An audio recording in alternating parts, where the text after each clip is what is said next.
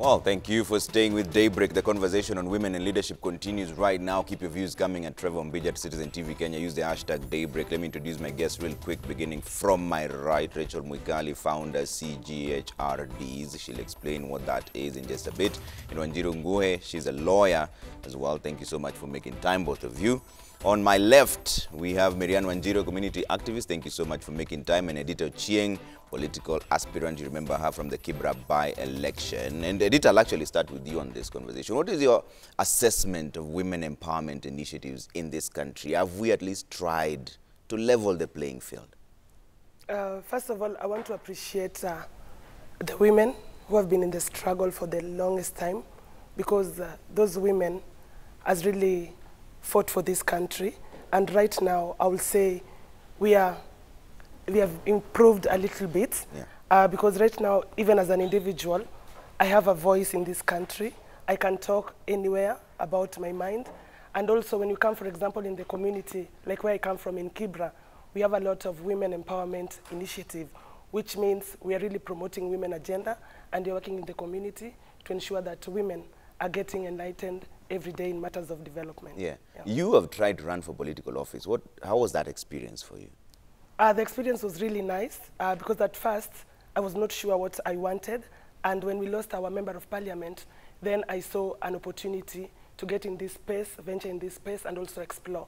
Because when I was looking at people who wanted to vie at that point in 2019, Kibra by-elections, all of them were men. Then I had to call for a women meeting, and then for the women meeting, I was asking women, why don't we get in this seat and also ensure that we have visibility for women? And then everyone was like, no, this is not my thing. And then I had to build courage, get into this space. And yes, it was a learning experience. Yeah. And I'm going to try it again in 2022. Okay. Same position? Yeah. Member of Parliament, Kibra? Yeah. Okay. Wanjiru, what is your assessment of the women empowerment initiatives in this country? Are they skewed to empower the women, or is it just good on paper but not implemented? So thank you for this opportunity. And when it comes to women initiatives in the grassroots level, you find that women-led groups or campaigns and initiatives are the most effective at the moment. And then when it comes to NGO, there's a problem when they're just doing things to look good on paper, but in actualizing the effectiveness of whatever they're doing on the ground, it's really not, the positive effects are not there. So they're just good on paper, but they're not really doing actual work for women and young women in the grassroots level. Yeah. Is that your assessment as well, Mwikali? I think on my side is I'll not say it's a gray area. And when I mean a gray area, it means in terms of also investment, that there isn't so much money that has been invested when it comes to women rights or women issues, both locally, nationally, and globally. And if you can see, that's why we saw our Excellency President Uhuru Kenyatta during the GF, Gender Equality Commitment. One of the commitments that he had to make also was that is supporting feminist leadership. And when it means feminist leadership, which I'm expecting now, is that we're able to push for the Truth Agenda bill. Yeah. But at the same time, when you talk about women empowerment, it's very broad. Is it politically, socially, economically? Because if you can see, even with the COVID-19 impact, a lot of women do informal businesses, which contribute a lot to the economy. But when it comes to even the economy recovery, they are not part of the discussion of the recovery economy model of this country. So it means we are not yet there. So much needs to be done in terms of also the representation in the parliament. We are still having 3 governors. We have 47 counties. So we have still a long way to go. We can say that us being in this space even now, having this discussion, as also young women, it's also gratitude and thank you to the women who came before us, people like even the late Professor Wangari Maathai, people like Martha Karua. They're the ones who have created this space for us now to start talking. But we need to see more of Mwikali, not only Mwikali, we need to see more of Edita, more of Marianne, more of Wanjiru, so that we can say we are almost there. Yeah. Do you see a disconnect? Because she's saying, yes, the president made commitments at the Generational Equality Forum, but this is a country that we still know the 2/3 gender rule has not been adhered to. Yes, Nobody's talking about it. Yes, the Truth Agenda rule has not been adhered to, and I want to talk specifically about getting women to elected offices. Yeah. So right now we have a lot of organizations doing training, you know, for female candidates, and training is fantastic because even me, I've been trained, so I know what to say when I come on TV, I know what to wear, I know what to do, all these things. But then at the end of the day, qua ground, women need money. Empowerment means putting money in women's pockets because there are some problems that only listen to money. We usually say money talks, bullshit walks. So we need to have the money. We need to have the money talking even in the grassroots level. When you're talking about investing in women, invest also in their political campaigns. Invest in billboards. Invest in posters. Invest in things that will actually give them a chance to get elected. The training is good. We love the training, but when it comes. But when we're really campaigning in 2022, give women money. Okay. Yes. Let me bring you back into this conversation in terms of politically speaking and elective positions. And I see here Abdirahman Mohammed Ali says women are key in our society. In Kenya, we are just here and there. We haven't done much yet. Politically, look at the appointments on leadership positions. 95% are men. If given the chance, women can achieve 100% economic transformation. That is according to Abdirahman. But you ran for office. What was the biggest challenge you faced that you think was specific to you as a woman and not all the aspirants in Kibra? First of all, I want to appreciate everyone who really supported me. But at the end of the day also, I experienced a lot of challenges and it was really extreme. Yeah. Number one, I realized also politics is violent, deliberate, so that women can get frightened, so that women cannot get into this space and vie for these seats. For example, in Kibra constituency, for the longest time, it has been ODM strong zone. But in 2019, I was coming with the Ukweli Party. Being that I was born and brought up in Kibera again, it was not easy because everyone was finding it so hard to believe that you are born here, you grew up here, and you know the norm. The normal norm is ODM. Why are you coming up with a different party? Then we are betraying Baba. And that was not the essence, but also exploring to other parties that has the same ideology that I had in 2019. And then another thing is insecurity. Yeah. If you look at social media, how I was really brought down, at some point it really affected me mentally, but because I had the strongest support, the strongest pillar, I really managed it so well because you'll be threatened every single day. People will speak bullshit about you, and then you know you have children in the same community. So when my children were coming from school, they were really stressed out because people were saying a number of things that were bad. People were bad-mouthing me because the only sin that I did is being a young person, and I was getting into political space, and I needed change, and I really had a unique manifesto to change Kibra. But for Kibra people and majority of the people, because of ODM, so they had because of coming with the Ukweli Party, they had an opportunity just to badmouth me every day. Yeah. But that didn't bother me because as a feminist, I was really ready for everything that was coming. But his insecurity was something else because when you're doing campaigns, people will even attack you just because you are a woman. And some people, when they were planning to attack me, and then when they came closer and closer, because my campaign, everything was women. Yeah. My chief campaign was a woman, financial coordinator was a woman. I took women, young women deliberately because also I wanted young girls to see visible women in active politics in Kibra. That was so deliberate and it was intentional. So I can say the two major challenges that I faced was insecurity. Yeah. And what else did I talk about? Economically speaking, were you financially stable to run a campaign? I was not financially stable because I was only 30 years. My friend is Rachel Mwikali. Seriously, she comes from Madare. She doesn't have savings. That is the reality. But I want to appreciate Femnet because Femnet really supported me financially in terms of even taking care of my security, pay some of my bills, like even transportation and communication. And it really gave me a lot of power because I had little money. Plus also Boniface Mwangi and Ukweli Party. I was supported in kind and monetary. So I want to appreciate that. All right. For the record, the show doesn't allow vulgarities, so let's keep it very clean. No vulgar language at all. Marianne, what is the one thing you'd like to see for you to think that women have now been empowered? What is that one thing that you think is pressing that needs to be addressed? I think, as Wanjiro said, there's this thing of NGOs and other organizations coming into the grassroots level to give women trainings.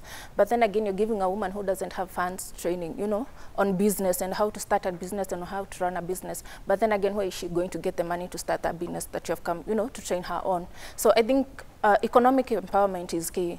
And it's the freedom that most women and young women, especially in the grassroots level, need. Like, I come from Kiamaiko, Mathare to be exact. And the challenge that we have in most young women is that they don't have economic empowerment, maybe to start a business.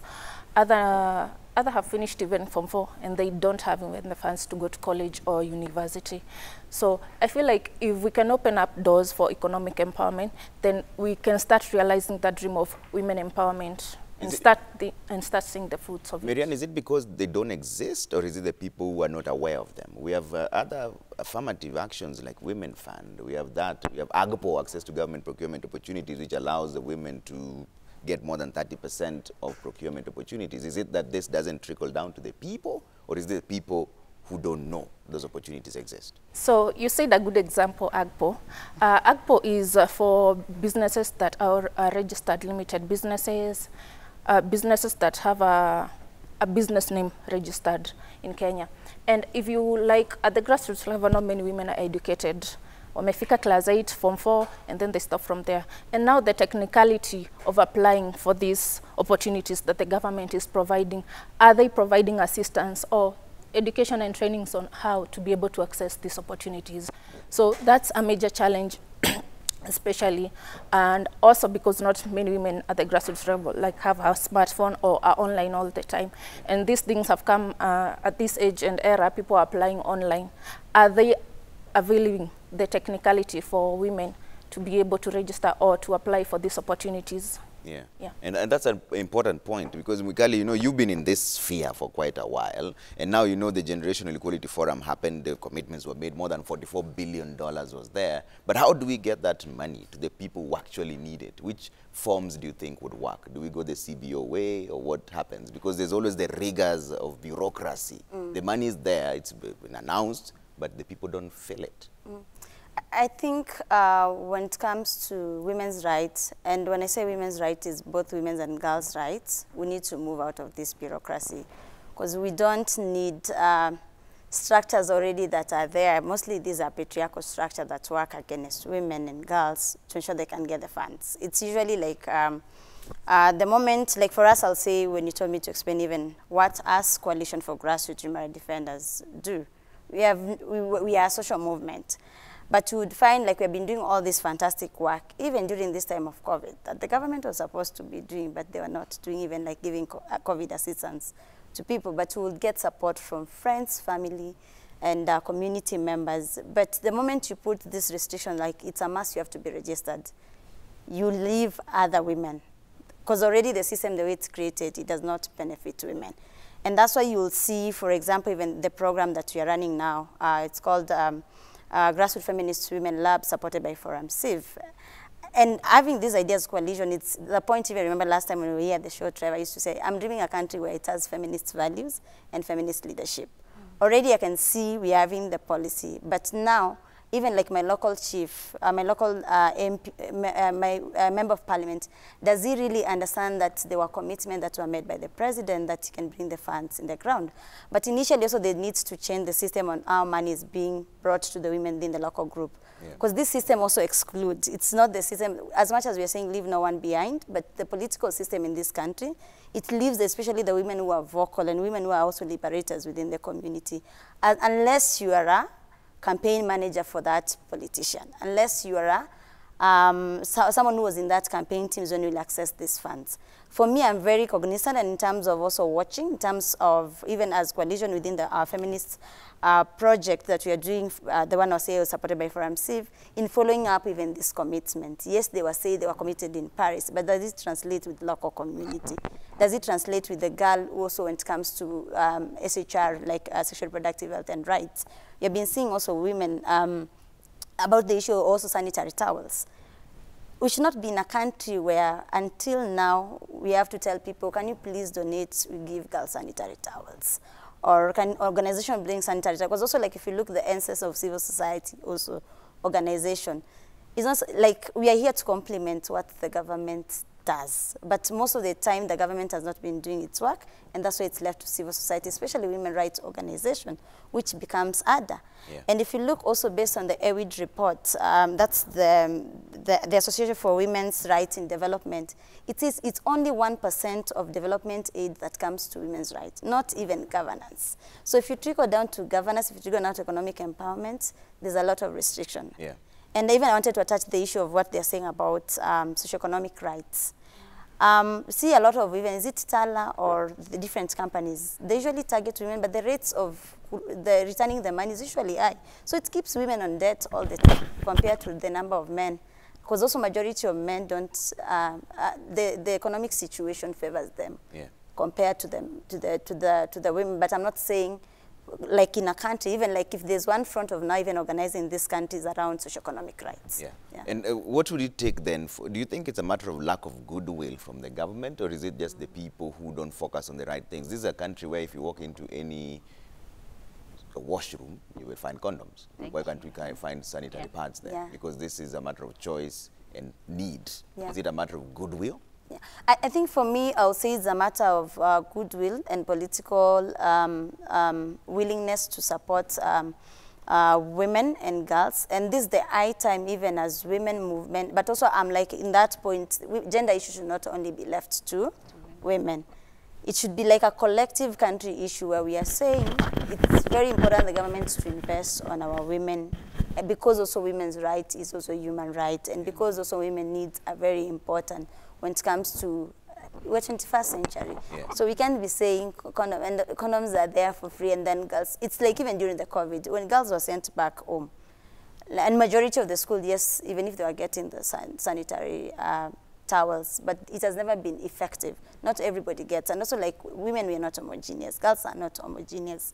Because there's COVID, the menses does not stop, it continues. So that's why we'll see the effect of COVID. It has led also to even men taking advantage of girls, because girls were lacking sanitary towels, girls were also like exposed to different forms of violence, and also not forgetting also the violence against women and girls, because this is also something we need to talk about in terms of the rising number. Now it has increased even during this time of COVID. Okay. Yeah. Go ahead. How do we bring in the men? What is the role of men in this whole empowerment of females? Because there's always this issue of an us versus them. Okay. And in fact, even right now, the conversation is the girl child is too empowered that the boy First child of is now lagging behind. Before we even talk about bringing in the men, I don't even think that we even have enough women in these rooms. Before we say, now, what about the men? What do the men think about? Women are already not being heard, at the, you know, as we speak right now. So when you say we're bringing in the men, we're continuing to say, okay, women, you've spoken enough, but we've not even spoken. We are barely even beginning to be heard. Another thing that I'd like to say about representation is the fact that if you look at every government, and I'm talking now about the trickle down of the money from all these commitments that have been made. If you look at every government picture, and you would know this because you sit here and you read the news, every government picture of people, you know, of people launching things, it's always pictures of men.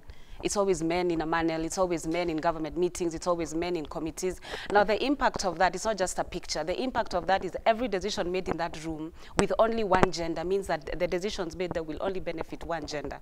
So that means that me in my house in Kikuyu, I will feel that exclusion. When money is being discussed, there was no woman in the room, I will feel that exclusion in Kikuyu. Mwikali will feel that exclusion in Mathare.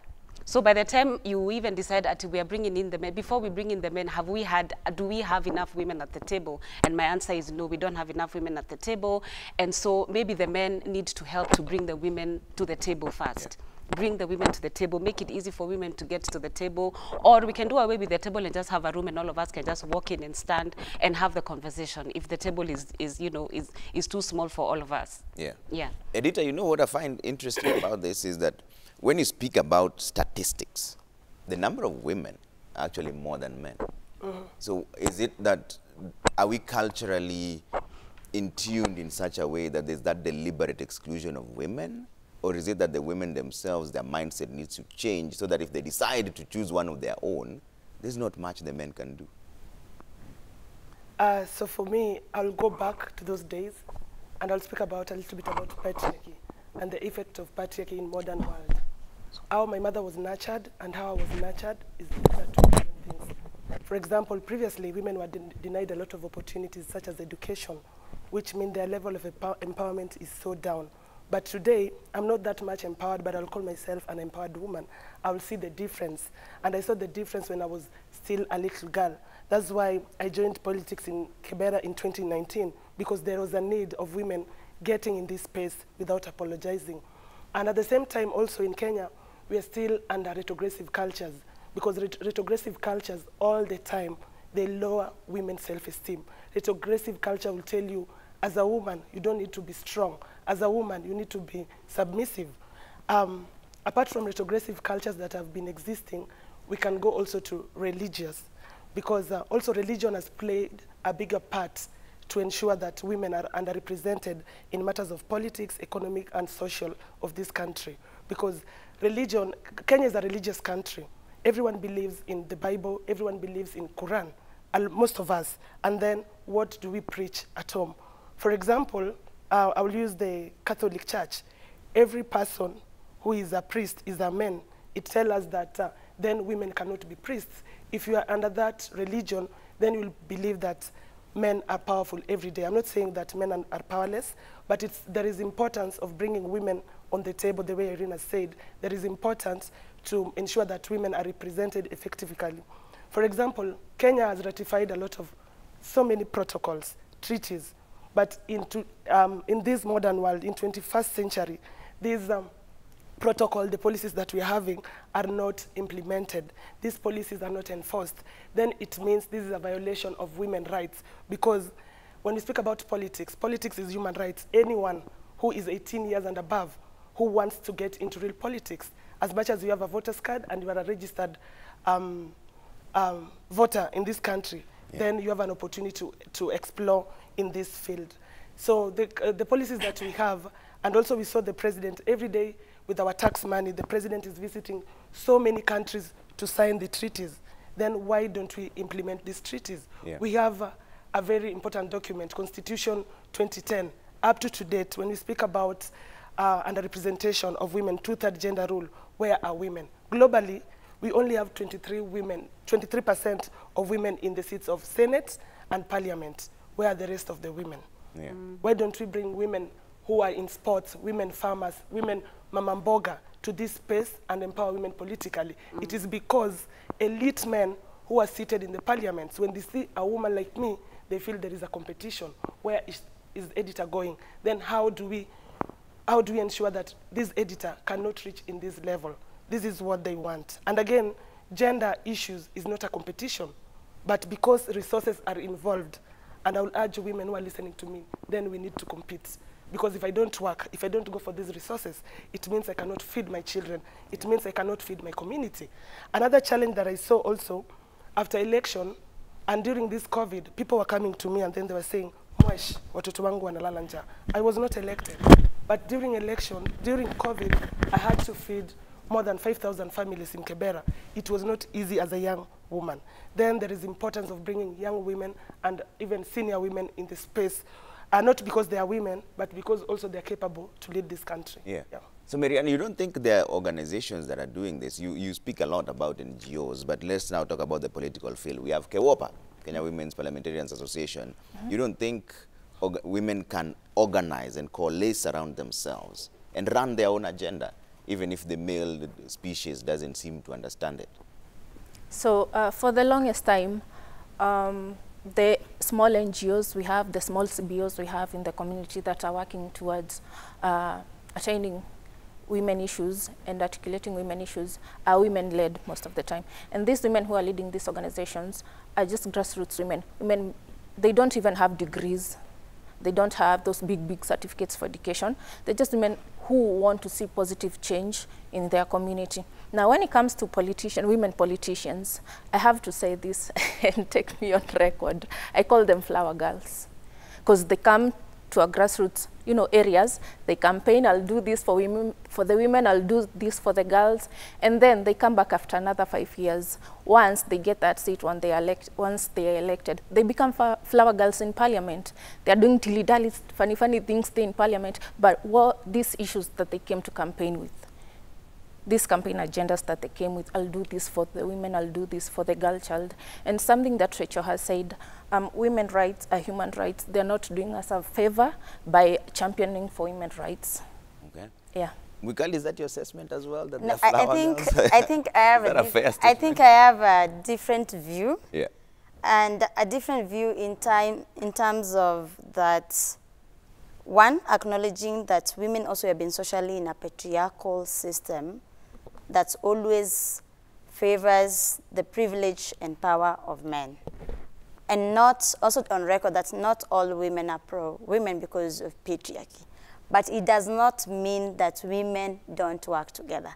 It does not mean women don't implement or they are not implementing when it comes to political spaces.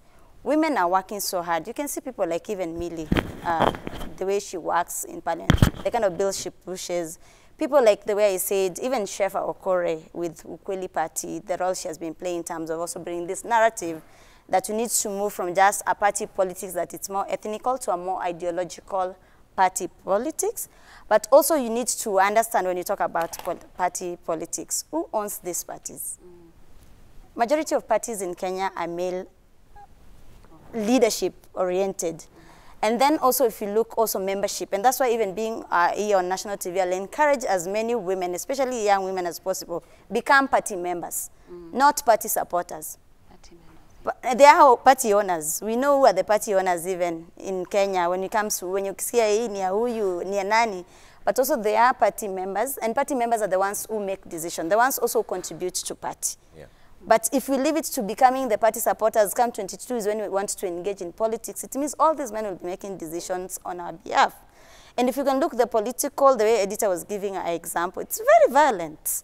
And women, you cannot coexist in a space that is very violent. We have seen in this country where a governor would slap a woman rep and walk away with it.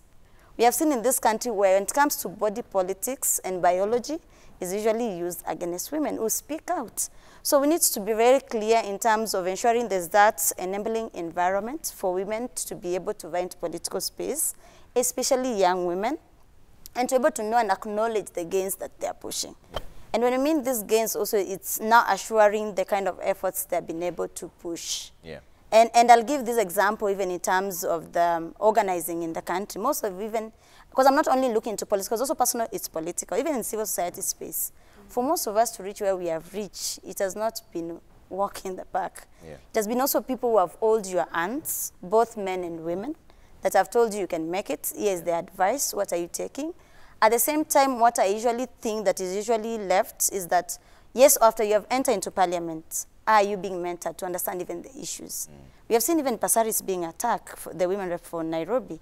So we can't also tell women, yes, you have been voted, it's here, so sort yourself. Yeah. So after being voted, how do you work with you to understand how does politics run within the National Assembly or County Assembly? We saw even last time on how the police brutality affected Mlango Kubwa MCA. If you can imagine this level of violence is being perpetuated to women leaders, what can it happen to a local community leader? And that's why even within our fellowship, the feminist fellowship, we usually encourage that women, we need to learn how these spaces also in politics and power works in different spaces. Who has the power? Because you cannot give me power without budget. It goes, you can't say already the structures that are, because I was seeing also what I was saying, already the structures that are created there, they are meant to fail.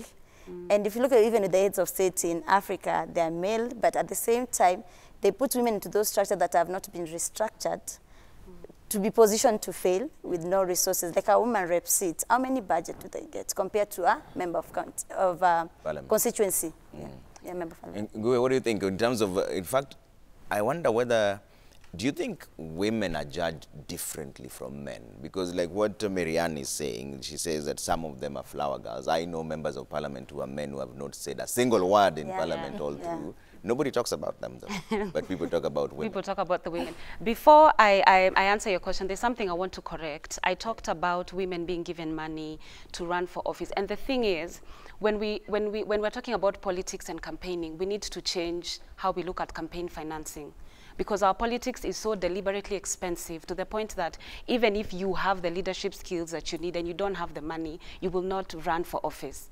So that means that it excludes people with the with the leadership that we need. So I think even as we give the women the money, we also need to be very serious and very deliberate about campaign financing, and we need to put a cap on how much a governor can spend campaigning, how much a member of parliament can spend campaigning, how much an MCA can spend. And if you exceed that amount, then you need to explain to people, where did you get that money? Because if you cannot explain where you get the money, then it means that we're going to attract corrupt people, we will attract people with questionable sources of income, and that now becomes now a whole leadership problem.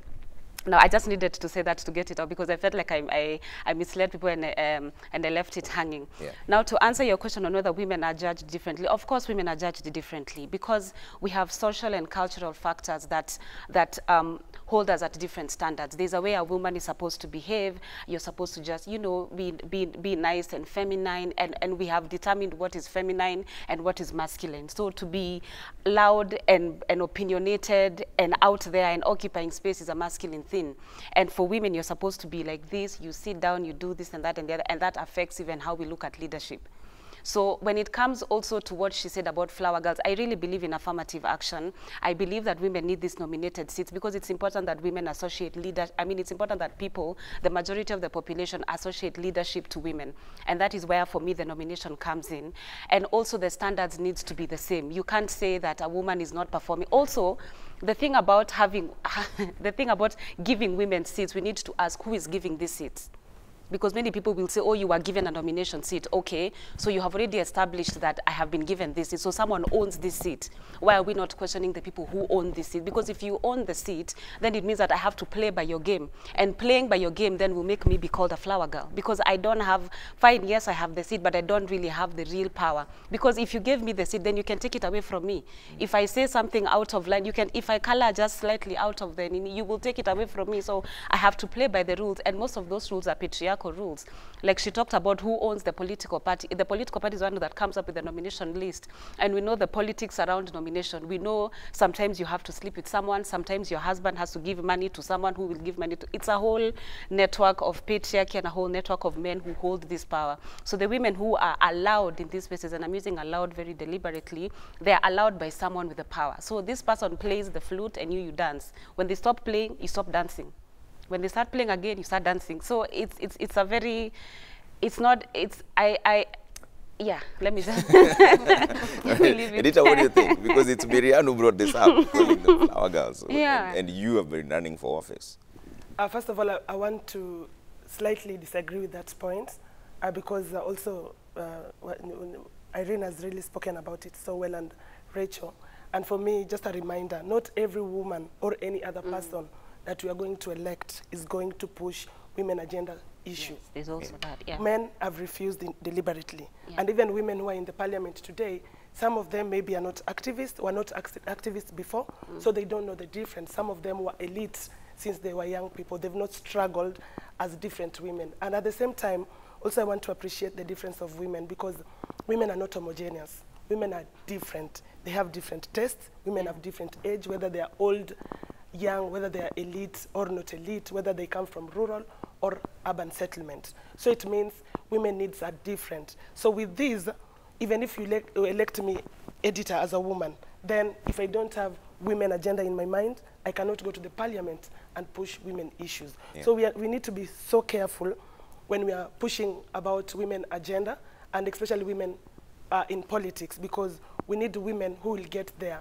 And that's why it is so important for in this 21st century to recognize feminist leadership, because we've seen feminism, the effect of feminism during those days and up to date. We are voting today in this country because of that feminist who sacrificed somewhere for us to get into this space today. I think if I may point out something. Nimesumbua kila mtu. Yeah, so one thing I'd like to say, I appreciate that we have women leaders and women who are in parliament. Yeah. You know, it's a big milestone, especially as a country. Tumetoka mbali, you know, from those days when parliament was just all men, and women were being given positions like secretaries, tea lady in the office, and now we have actual women sitting in parliament. Second, she said patriarchal systems. Now, when women are elected and you you know, when you go to like parliament and then all the systems are patriarchal, since you don't want to lose that seat, you have to dance to their tunes and you have to do what they want. But This then they're flower girls. That's what I said. They're just escorts, you know, to just show that there's representation for women in parliament. But then again, women issues, they are not being addressed in parliament. Isn't that because they're vastly outnumbered? Because you know the way the Yeah. parliamentary system works, even if you bring a bill, if you don't have support of the 2/3 of the parliamentary people who happen to be men, there's nowhere where your bill is going. Yeah, exactly. And as she said, like, politics is a dirty game. Before a woman gets to, you know, to that seat, there's so much that she has had to endure. There's so much that she has had to give up and sacrifice to be able to, you know, to get to that seat. And that's why you see it's not easy to start fighting.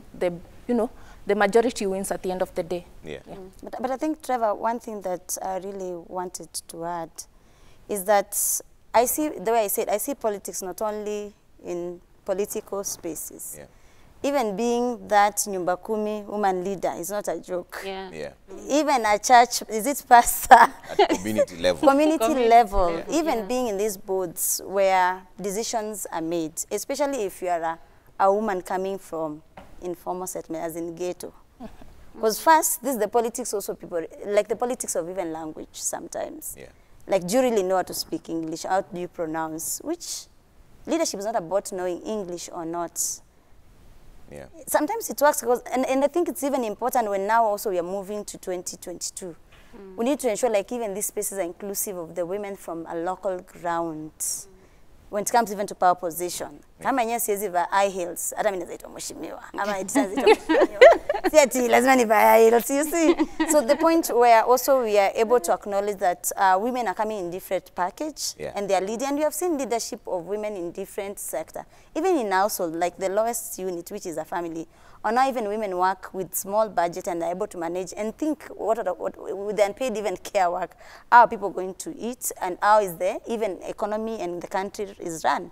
Even majority of even the politicians, if it were not for their wives, they'll not be where they are. Most of the think tank is usually done by their wives, and we'll see, and this is the thing even I usually challenge Patrick, and I never get tired of challenging it. Most of them will never acknowledge their wives. But they expect you as a woman of your identity that when you come, me for example, I'm Nikona Trevor, I have to change my name, I have to be called Mama Nani, and I'm Rachel Mwikali. So even the identity around name, it needs to be think through such that it doesn't take away the power of the woman, because it usually works against women. You find someone has been arrested even around the women human rights defenders, and maybe they are in another country, or in another community. But because the society was like, you are Mama Mildred or Mama Atieno, so the idea of knowing this was Rachel Mwikali, because identity does not call me Mama Nani, mother of so and so, it calls me Rachel Mwikali. So it usually works against us, and it's something that we need to think through, even in terms of the leadership. Put women where decisions of women are made, and also the idea of also what I said. We have had cases of femicide in this country going high. We have had, which it makes me sad. It makes me angry to continue even organizing, to continue even fighting. Violence against women and girls, it has gone high. But where is the public safe houses? Yeah. Where is the legal structure that is supporting women? CSO have tried where they can. But we need a government to declare even violence against women as a national emergency and disaster. And removing this respectability politics of Kukula Fair. What Kukulata ya ticket? Now one, like if you can hear what, I'm not saying like any form of violence is bad. Yeah. Whether you're a man or a woman, any form of violence, it's bad. But it should not be in this country where also music are made to humanize the oppressor and humanize the victim. And at the same time, the issues of politics around morals. Because what is moral to Wanjiru is not moral to me. Yeah. But the law is very clear. Every life matter. Every individual needs to be respected and to be treated with dignity. But at the same time, one thing that I'll call out on Kenyans, my fellow Kenyans, and I hope you listen, please. Let's do ideological politics. Let's do ideological politics based on our rights and based on 2010 Constitution. Yeah. Let's do ideological politics beyond just saying uni mtu wa kwetu. Ama this is the people tumewazoea, kwa nini tupatie. Let's give people like Editor, the way she has come up, let's support them.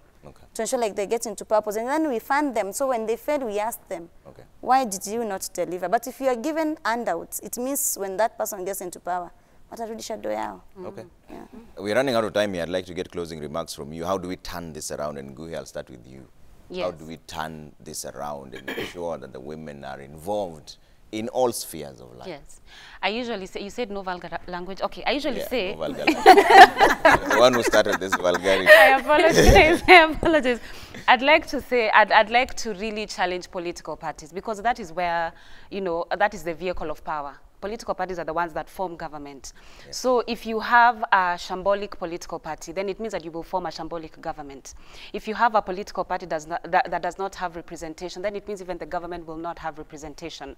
And just to emphasize on what Mwikali said, women need to be members of political parties, and it's not enough to be a member of a political party. I want women to join political parties, be members of political parties, and normalize asking what is in it for me, so that you're not doing labor that will end up being a footnote, so that you're not mobilizing and organizing and doing all these things, and then you end up being forgotten when positions are being dished out. Yeah. So women need to be active members of political parties, and you need to leverage your resources, leverage your skills, leverage your numbers, and leverage everything you bring to the table.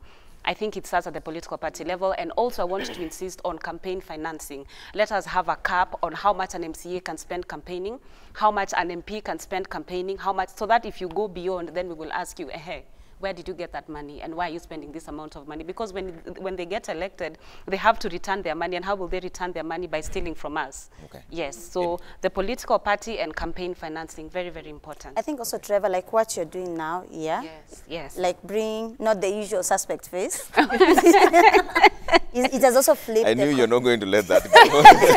It has also flipped the coin of there's new leadership, there's more women emerging. Yeah. So this is really very important, and kudos to you and your team for having this visibility of young women leaders that are coming up to take the space. So you should continue this, and usually have that not only on gender issue, but even on other governance and let's say also like health issue, bring more women as part of the discussion. Finance, of budget, finance and budget. All right. Editor, closing remarks? For me, I would love to say it is so important for us to advance gender equality through politics, because when we are out, then we are going to play Ukombali in their field. And again, we need to be to ensure that women are active in politics. Every day, Rachel says she's not a politician.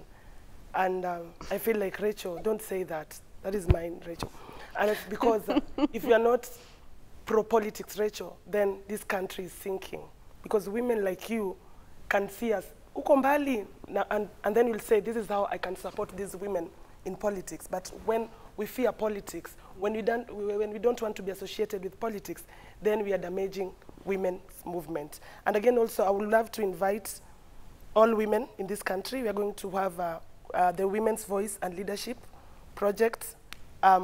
Is about, it's a convention that is coming on 11th and 12th August, supported by Femnet, Crown, and we're going to have speakers like Daisy Mdani, Ellen Johnson, and so many other women, so that at least we can continue with this conversation on women in political leadership. All right, Miriam. So for me, I want to appreciate that I'm the youngest in the room. I'm making the most noise. Second, as Rachel highlighted about a fellowship program that they're doing in Mathare, and I just happen to be one of the beneficiaries of the program.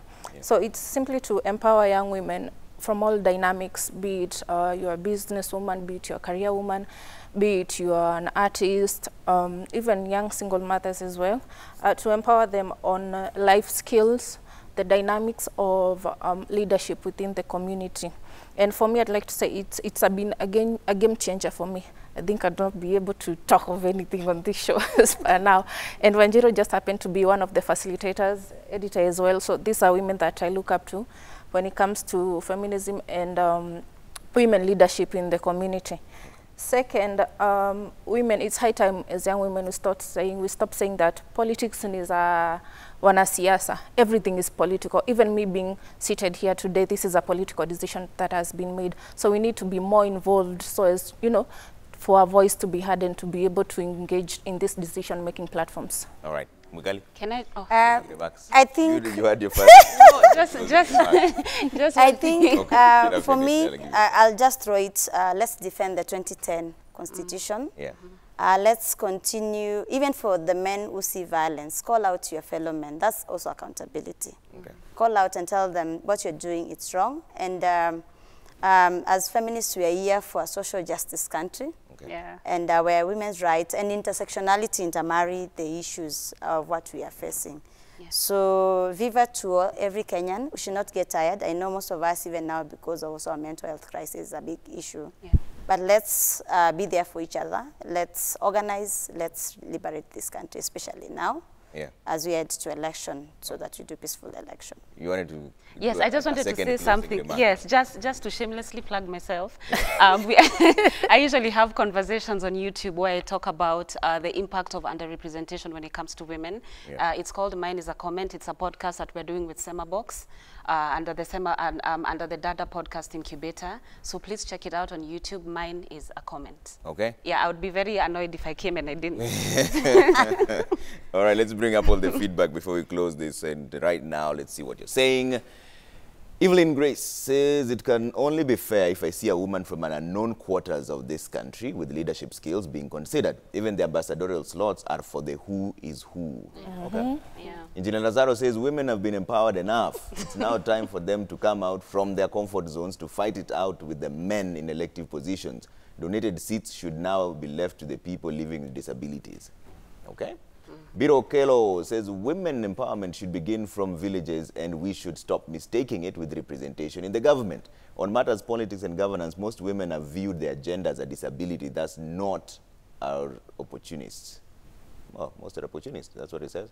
Jenga Wakungu, we must differentiate women in employment and women in political leadership positions. This tells us that as a nation, we must engage the issue of gender equality when it comes to empowerment. But yet still, women organizations be empowered to educate women on their role in the society. Amasevingwe says, in patriarchal societies, the competing ground is not level at all. Women need to be empowered and given opportunities to show leadership qualities. Together, we can make a difference. Jacob Abere says women are their own enemy. So when it comes to leadership, they tend to be a curse to themselves. In Kenya, we are far from implementing affirmative action. So the so-called women belong to kitchen bonanza continues as long as they live. Zilopi says, what are these women issues? Is it that women play victim when it comes to leadership positions and want to be given a silver platter? All should earn it through merit and hard work, whatever the position. Remy Butia says, with more women in top jobs, businesses benefit from the creativity of a wider range of talented leaders, enabling them to recruit and retain a more talented workforce. Families are more secure when women move into higher leadership roles. Owen Lincoln says, the 2/3 gender rule is just to be implemented on the book. Out here, men are the ones that have been marginalized. We've placed much focus on women that we've ended up forgetting that there is also another gender of the men. All right. Holding no prisoners there. Thank you so much for making time this morning. Rachel Mwikali, founder CGHRDs, editor Ochieng, political aspirant for Kibra by elections and also running again in Kibra in 2022. Wish you all the best. Miriam Wanjiru, community activist, and Wanjiru Nguhe, lawyer. You said Nguhe, right? Thank you. Thank you for making time this morning. It's been an all-female panel and I appreciate all the feedback that has come through. My name is Trevor Mbija. Always a pleasure having you with us. Next up,